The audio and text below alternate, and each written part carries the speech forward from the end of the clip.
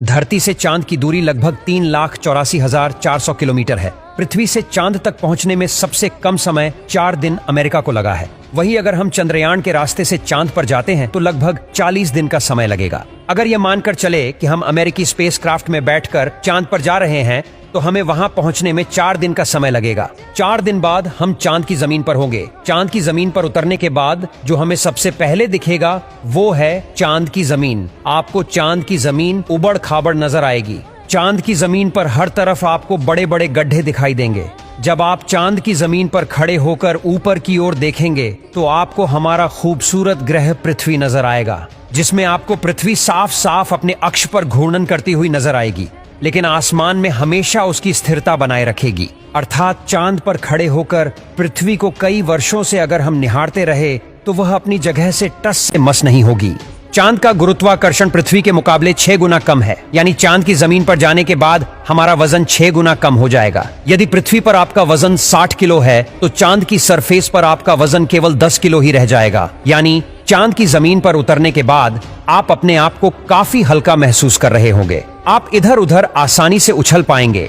इसी कारण Neil Armstrong जब चांद पर चल रहे थे तब उछल उछल कर चल रहे थे, क्योंकि चांद पर पृथ्वी की तरह चल पाना संभव नहीं है। चांद की सतह पर नील आर्मस्ट्रांग और उनके साथियों के कदमों के निशान आज भी मौजूद है, क्योंकि वहां पर हवा न होने की वजह से वह निशान मिटा नहीं है। फिर थोड़ा चलने के बाद जब आप चांद पर इधर उधर देखोगे तो आपको बहुत सारा कचरा पेपर, बहुत सारे क्षतिग्रस्त सैटेलाइट और बैग्जा मिलेंगे। ये सारा कचरा हम इंसान ने ही फैलाया है। ये कचरा इतना ज्यादा है कि 5 ट्रक भर सकते हैं। चांद पर कचरा और ये पेपर अंतरिक्ष यात्रियों ने फेंके थे, जिसमें उनकी मानव मूत्र और उल्टियां है। अब आप चांद की जमीन पर खड़े हैं तो आपको सबसे ज्यादा खतरा आसमानी मौत का है। चांद का गुरुत्वाकर्षण कम होने की वजह से इसके पास कोई भी वायुमंडल मौजूद नहीं है।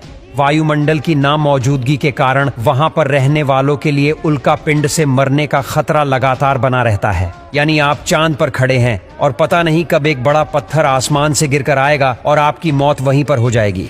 यही वजह है कि पृथ्वी से देखने पर जो चांद पर काले धब्बे दिखाई देते हैं, असल में वे धब्बे नहीं गड्ढे हैं। जहां पर सूर्य की रोशनी नहीं पहुंच पाने की वजह से वो धब्बे नजर आते हैं। सूर्य के बाद आसमान में सबसे ज्यादा चमकने वाली अगर कोई चीज है तो वो है चंद्रमा। जब हम पृथ्वी से आसमान की तरफ देखते हैं तो हमें नीला दिखाई देता है, लेकिन जब चांद से आसमान की तरफ देखेंगे तो हमें नीला नहीं बल्कि काला दिखाई देगा। यानी आप जब भी ऊपर आसमान की तरफ देखेंगे तो आपको लगेगा कि आप काले आसमान की दुनिया में आ गए हैं। अब चांद पर खड़े होकर आप बहुत बोरिंग फील कर रहे हैं और हम मजाक नहीं कर रहे।